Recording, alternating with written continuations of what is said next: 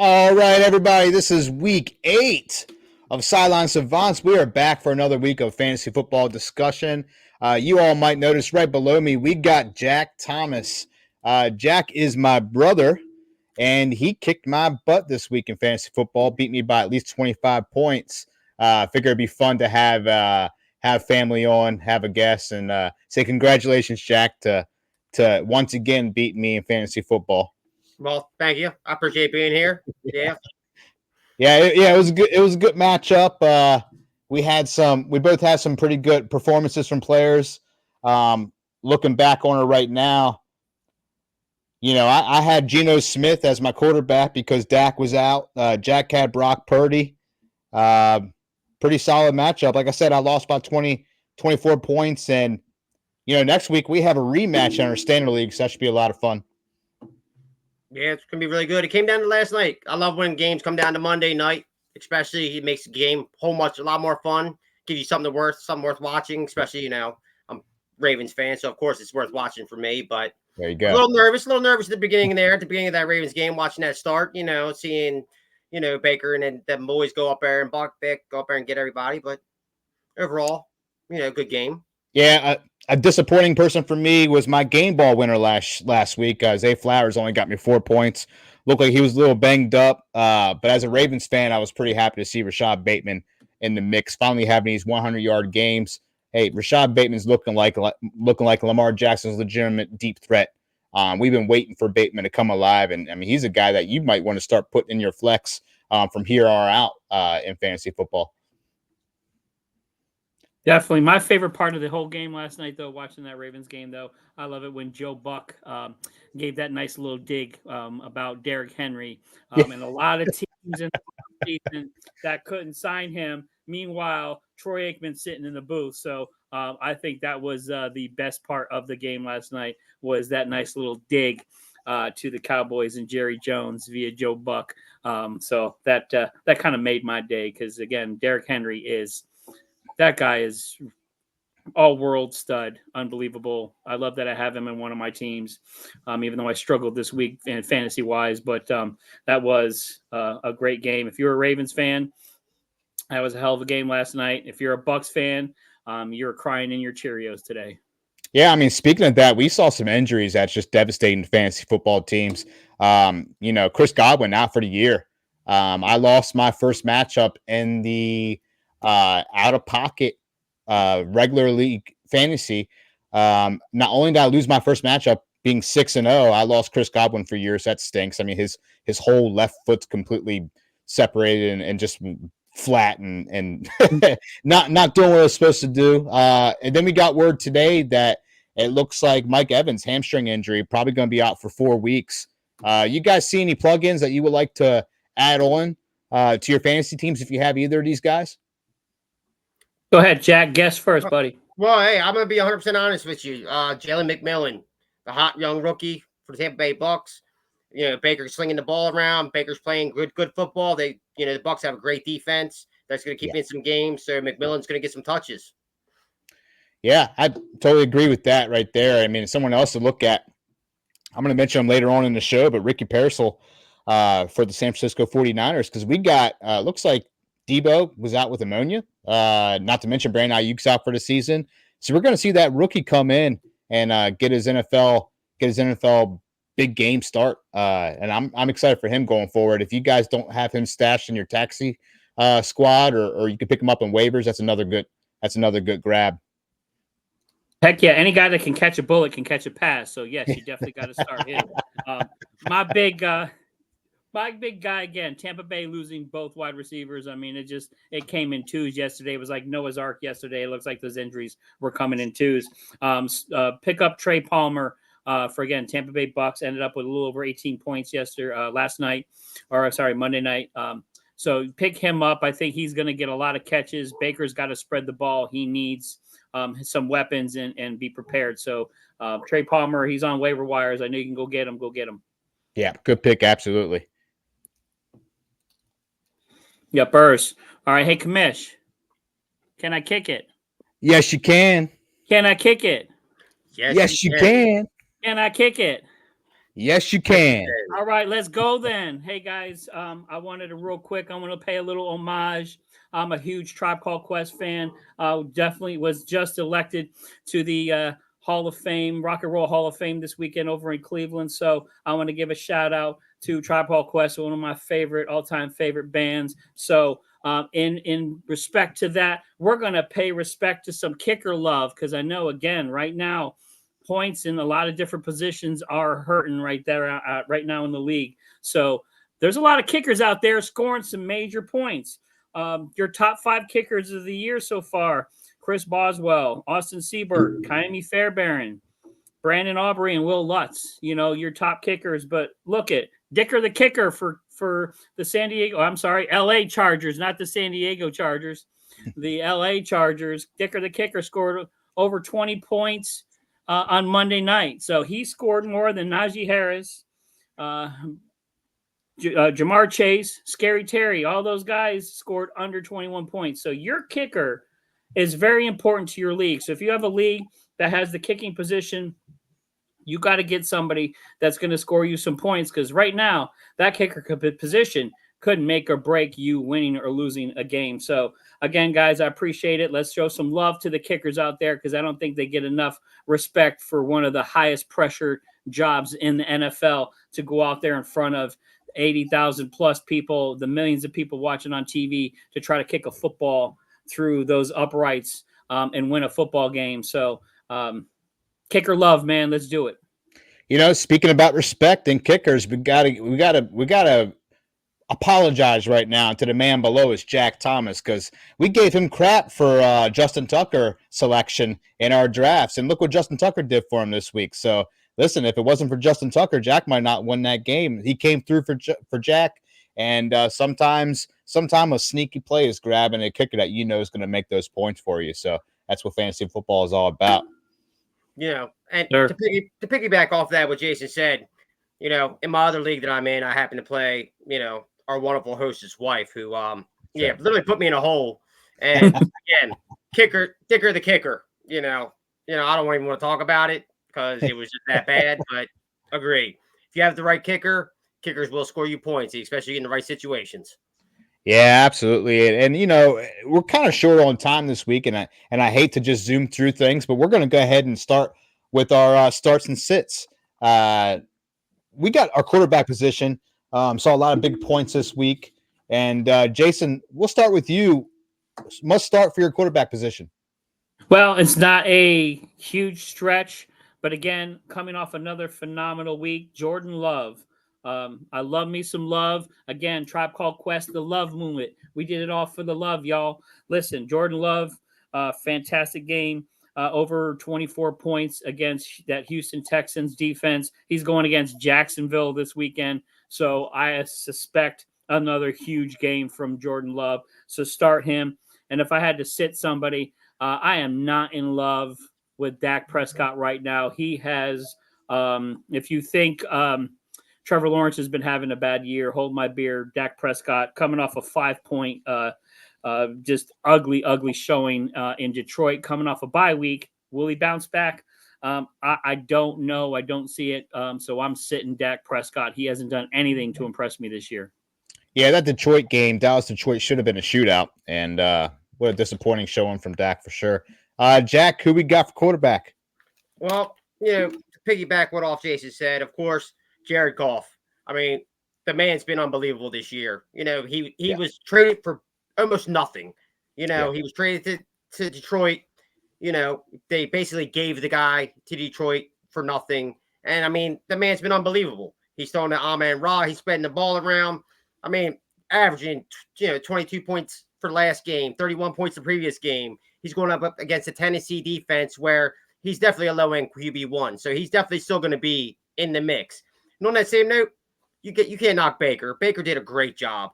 You know, he went up against a very strong Baltimore defense. His players went down, and they were still in the game. You know, that game could have easily went, a little bit longer, a couple of right catches, minus a few interceptions. That game would be a lot closer than it was. And, and for my sit is, of course, again, what Jason said, Trevor Lawrence. I mean, he just hasn't been there. Jacksonville Jaguars just don't look right. They haven't been right. the bright spot, they do have Evan Ingram back. Evan Ingram is one of the best tight ends in the league. I mean, he's showing it, but he's the only bright spot on that Jags team.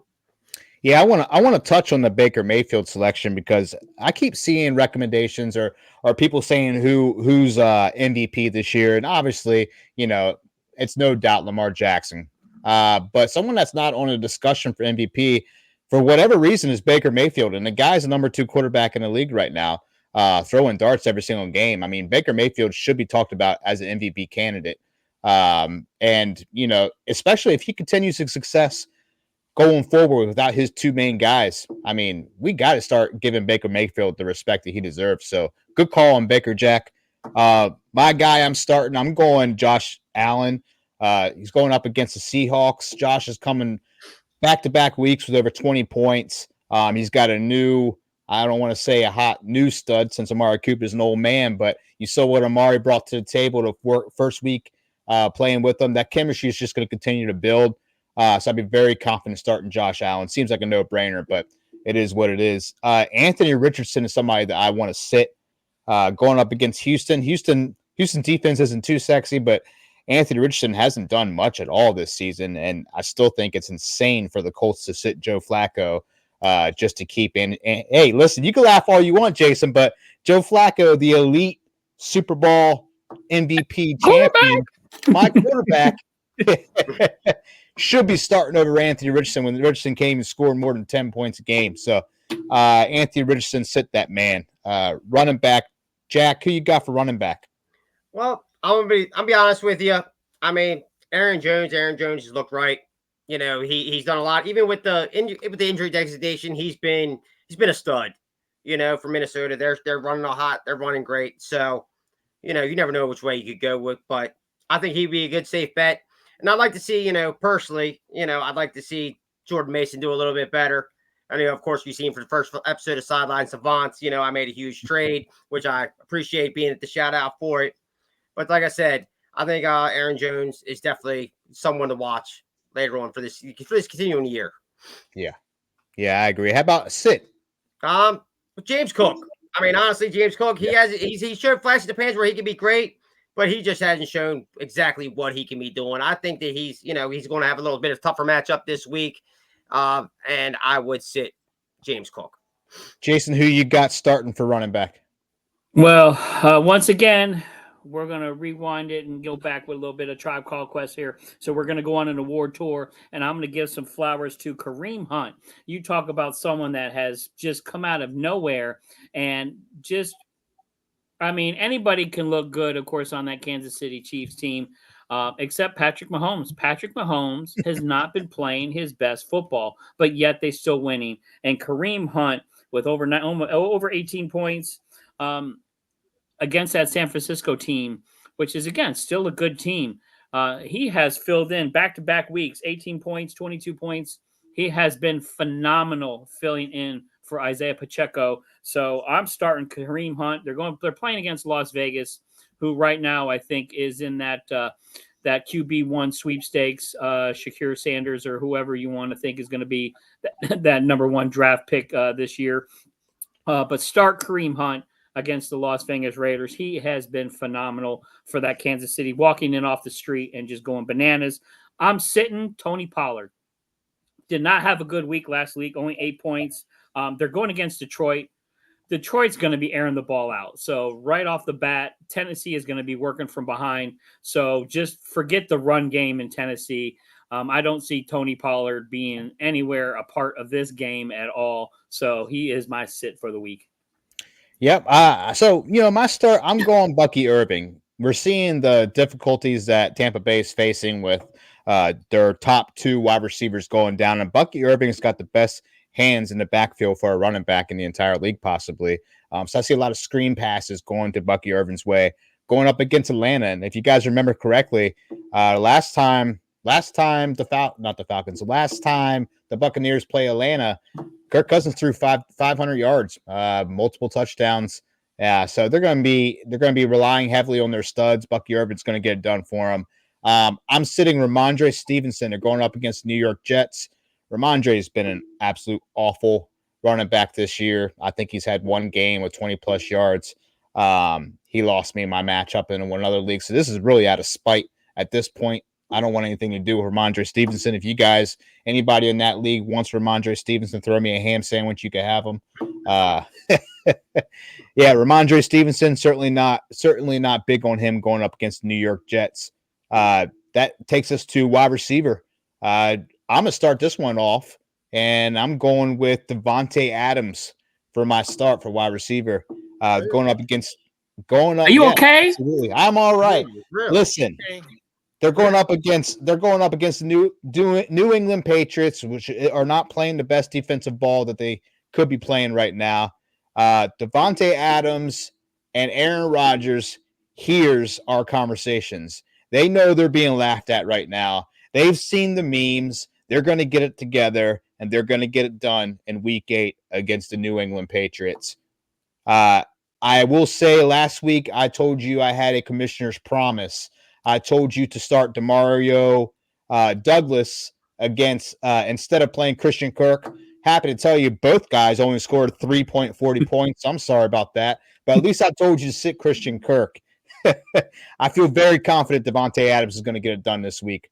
My sit for wide receiver, Jordan Addison, has been an underwhelming rookie campaign. Second season versus his rookie campaign was a lot better for him. Going up against the Rams defense at the Rams. So sit Jordan Addison. Jack, who you got for wide receivers? Well, I'm going to go with you just to piggyback off what you said with Kirk Cousins. I'm going with Drake London as my start. Yeah. Kirk Cousins is playing lights out. Surprisingly, the old man has been able to do it.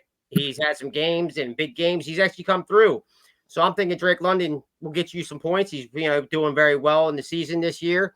He's actually wide receiver number 3 for the week, which is a really great stat that came out of nowhere because everyone said taking Drake London as your second pick in round 2 in a draft. I was actually pick 6. I was able to take him. And he's actually pulled through the numbers, especially there was a lot of big names in that area. There's Brandon Ayuk was there. You had Deebo Samuels right around the same spot, within a couple draft picks. And he's actually done really well this week. And my sit is going to, piggyback off you guys. I'm sitting Michael Pittman. Unfortunately, they're not starting Joe Flacco. Flacco's had a great start. He's showing rejuvenation. He's acting like a younger man. He's actually coming through. And when Flacco's in the game and Pittman's in the game, they do well together, but with Anthony Richardson, I just don't see it, and I would sit Pittman this week. I like that call. I like that a lot, and I like the shout out to my quarterback forever, Joe Flacco. Jason, who we got wide receiver? Well, I'm going to go Jackson Smith and Jigba. Right now, DK Metcalf banged up a little bit. Gino Cheesesteaks got to throw it to somebody here. So Jackson Smith and Jigba, I think, is going to step up. Solid wide receiver. Watch him get a ton of targets. I know Lockett's going to get hit a lot, but Lockett, again, getting a little long in the tooth. So watch Jackson Smith stepping up for it. And I'm sitting Deontay Johnson. I sure hope that Carolina trades him because this guy's got a lot of talent, and he's over there dying. Carolina is just not a very good team. And then they're going against that Denver defense. So you talk about being on a bad team and going against that shutdown defense. So he only had 2.7 points last week. So Deontay Johnson, I hope you get traded, my man. Maybe go to Kansas City or somebody that needs a wide receiver, because if not, I'm sure you are hating that you left Pittsburgh. Yeah, Deontay's going to be a stud whenever he gets a reliable quarterback throwing to him. It's unfortunate to watch such talent just being kind of wasted away. Tight end, Jason, who you got for tight end? Your start. Well, I'm going to go back and we're going to hit Seattle again. Noah Fant, again, tight end position is tough in the league right now. Noah Fant, you're going to see an uptick in targets. Again, not having DK Metcalf. Their run game has been a little suspect here the last couple of weeks. So I'm wondering what they're doing in Seattle, because Walker hasn't been doing very well. So watch Noah Fant back-to-back weeks over double-digit points, 12 points, 10 points. So tight ends, it's a tough position right now. So grab you some Noah Fant. And I'm sorry, I know Njoku had a great game this past week, but he's going against that Ravens team this weekend. So I'm sitting David Njoku. I think the Browns team comes back down to earth really, really fast. I think this Watson catastrophe is really, really going to hit them. I mean, you talk about Baker Mayfield and everything he's doing in Tampa Bay. Everybody in Cleveland right now sees that and is literally crying because Baker could still be in Cleveland, but they chose not to. But I'm sitting in Joku. I think he's going to have a rough time against that Ravens defense. They are coming off a monster high off of this win, and Cleveland's just not any good. I like that Noah Fant shout out, Jason. He's been on my bench in one of my leagues. I have Brock Bowers as my starter. Obviously, I can't sit Brock Bowers, but every time I look at that bench and I see Noah Fant surprisingly getting 10 plus points, it's good to see. So Noah Fant's a great choice. Jack, who you got for tight end? Well, like I said, I was gonna go with guy that's been coming back. He had a rough start of the season, but he showed up the last few games, Mark Andrews. But I'm gonna switch it up and I'm gonna go ahead with Evan Ingram. Evan Ingram is the only bright spot on a Jacksonville team. Jacksonville has a tough matchup, and I think that the only bright spot with the garbage time, Evan Ingram's gonna be the guy that he's gonna go to, and he's gonna spread the ball. He'll get you some points. A lot of people aren't high on him right now because he was hurt. So you may be able to get him easily on a little trade. And my do not start is going to be Hunter Henry. Hunter Henry's going up against Jets defense that's been pretty tough. They've been pretty stiff. Yes, they give up a lot of points, but they've been giving up the running ball. People have been running the ball in the Jets, not throwing the ball. And I don't really see them doing too well. I don't see the Patriots being able to run the ball really hard against the Jets. So my pick of the week for not to start is going to be Hunter Henry. Yep, so my start, I'm going Cade Otton against Atlanta. Again, we saw what the last matchup brought with Atlanta playing the Buccaneers. Atlanta was up big. Baker Mayfield has to throw that ball to somebody. Cade Otton's going to be the guy he's going to rely on. It's going to be kind of his insurance policy back there in that field. My sit, I'm going with my home guy. I'm going Isaiah Likely. Like you said, Mark Andrews is looking like he's finally coming alive again. Hell, they're getting Nick Boyle involved. They're getting all kinds of people involved in Baltimore. But Isaiah Likely's grabbing 1 or 2 grabs a game. Not much else lately. Look for the Ravens to depend heavily on Derrick Henry again in that running game. Not so much the tight end play. Leads us to one of our favorite topics to discuss, our deep sleep, our sleepers. Jack, who's your sleeper pick this week? Well, again, I think I said it earlier, but I'm going with Jalen McMillan. Like I said, Baker's been balling out. McMillan's doing the team. Trey Palmer, yes, he was the guy with the points when the injuries went down, but McMillan's been getting the starts. And my sleeper of the week is McMillan. Good pick. Jason, who we got?